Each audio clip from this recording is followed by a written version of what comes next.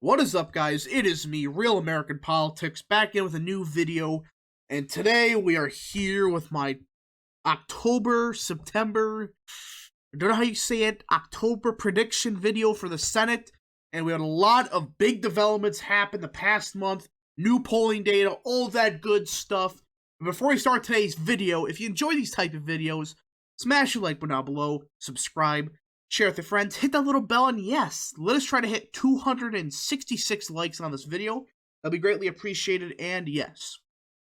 So, the 2022 midterms are getting better and better and better for Republicans as every day passes.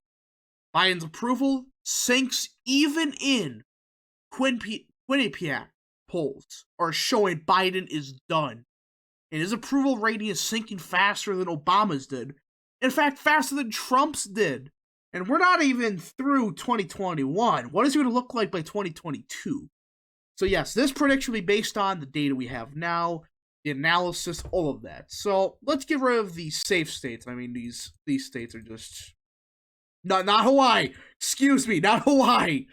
Let's just get rid of the obvious one, because guys, people are LARPing about these are gonna go Democrat, these are gonna go Republican. No. Just stop, please. And there we go. These are, for sure, nobody can argue about it unless you're a nut job, that these are safe states. Now, for the safe states that I think are going to be safe are Iowa, Florida, and I'm going to say the great state of Ohio. Now, the reason I say this is simple. Iowa, Grassley's running again. It went from safe far to super safe far. He's going to win by 40 points. Let's be real here. Florida, Marco Rubio is going to crush whoever he's against. I mean, Rubio is very popular, mostly, in the state of Florida. He's not going to lose. And in Ohio, Democrats, they're running Tim Ryan, and he's shooting himself in the foot badly. He's going to pull his own Beto moment. And it's not going to be pretty for him, but, guys, in Ohio, no matter who you run, unless it's like Timpkin, you're going to win by at least 9 points either way. So, saying it's going to be a 10-point win, that's not crazy from even polls we're showing.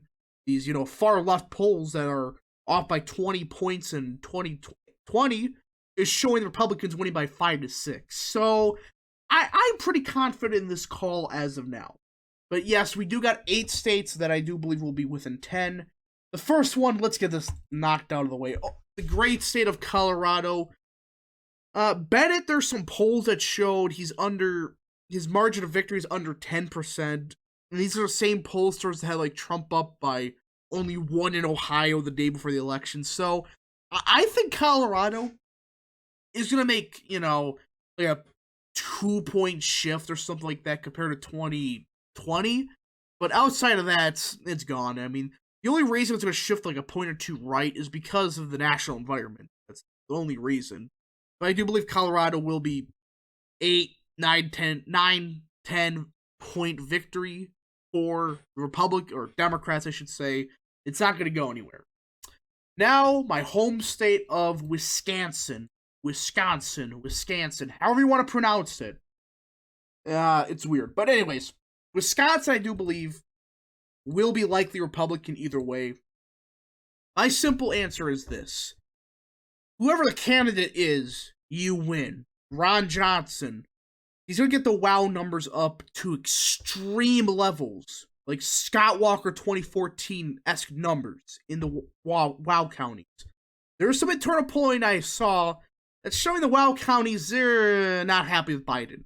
So he's going to get some great margins in the wow counties. And even if it's Kevin Nicholson, he would get Trump-like margins in the rural part of the state, and decent enough margins in the wow counties to win by like 4 or 5 points. And Nicholson is fairly liked in Wisconsin, and plus the Democrats, they're running a bunch of lunatics. I mean, the lieutenant governor that's running, that guy is just nuts. I mean, that guy is off his rocker. I don't know what's wrong with him, but that guy is nuts. Only reason he's a lieutenant governor is because he's black. That's the only reason.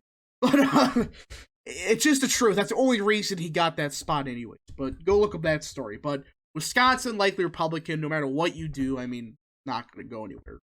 Now, New Hampshire. Cookie Monster, all but confirmed he's running. I'm not even going to play around with this. I think it's going to be like a 4 to 5 point win, borderline likely. It's not gonna go Democrat. I mean, the Democrat candidate there won by like 0.2% in 2016. I mean, Hassan only won by 0.2%, or like 1,000 votes. He's not gonna win again, especially in a red wave year. And the Republican Party is overall competent. The statewide party is, and the fact that New Hampshire, that Chris Sununu will run in this great state of New Hampshire, that's enough. I think you could say that it's gonna probably be Republican for now. Now, if he doesn't run, probably might be like tilt D, but I still think Republicans are gonna win it. Now, Pennsylvania.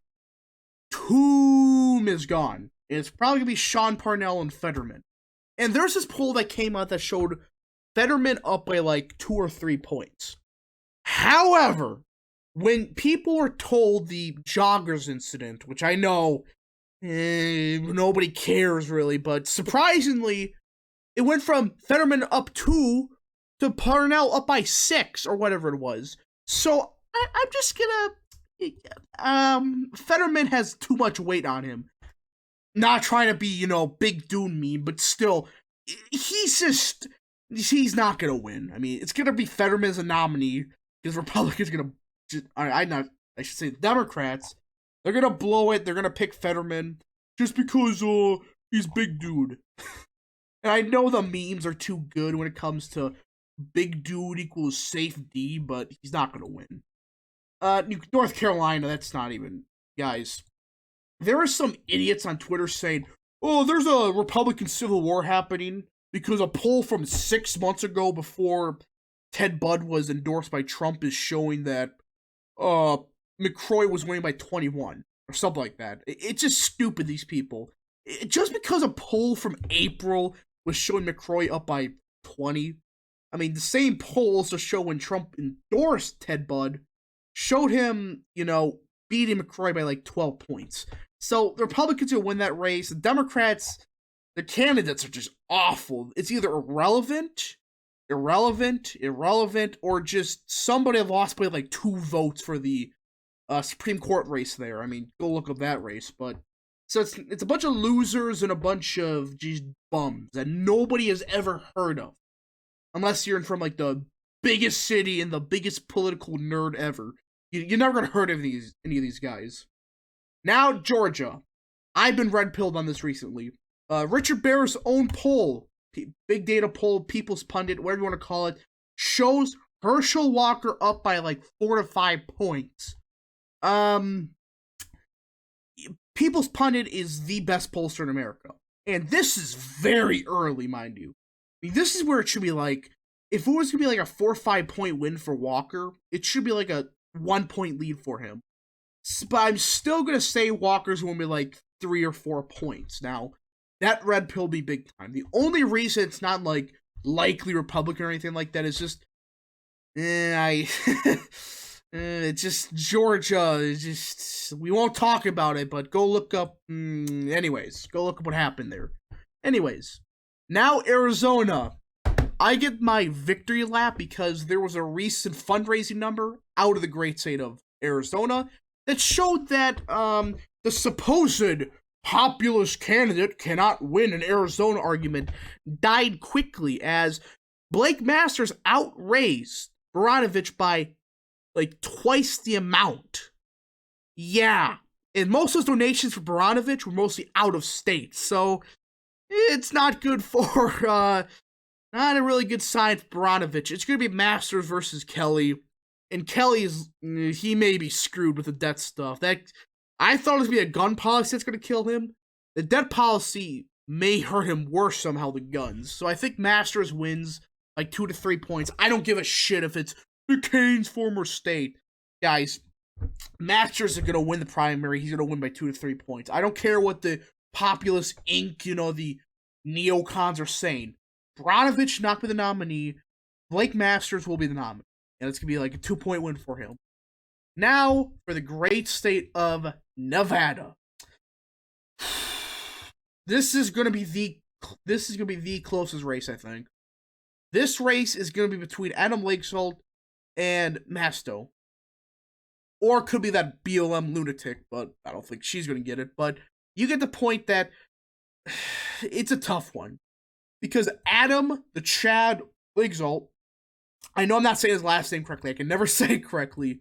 He has Trump's endorsement, and he is fairly popular in the state. I mean, he only lost by like 4 points in a blue wave year in 2018 for the governorship. So I think that overall, like a lean margin, like a 2-1 point victory for him. And this is my current prediction. As you can tell, some states are starting to clearly trend one direction. Georgia. But overall, this is what's happening in America. Republicans have a lot of places to even grow still. They could do a little bit better in New Hampshire, Pennsylvania, possibly Georgia. I mean, folks, they've really got to just lock up the big three: Wisconsin, Pennsylvania, Georgia. And then they just need one of the four of New Hampshire, Georgia, Arizona, Nevada. They got the Senate majority. So I think that overall, I think Georgia, New Hampshire, and Arizona are looking the best in that order. Well, in that order, be New Hampshire, Georgia, Arizona, Nevada. I do believe Republicans have a substantial advantage. And yes, this is the October edition of my Senate prediction. If you enjoyed this video, smash the like button down below, subscribe, share with your friends, hit that little bell, and yes, let us try to hit 200 likes on this video. I said 260. I'll lower it down to 200. And yes, thank you guys for watching, and we'll see you guys in the next video. Thank you for watching.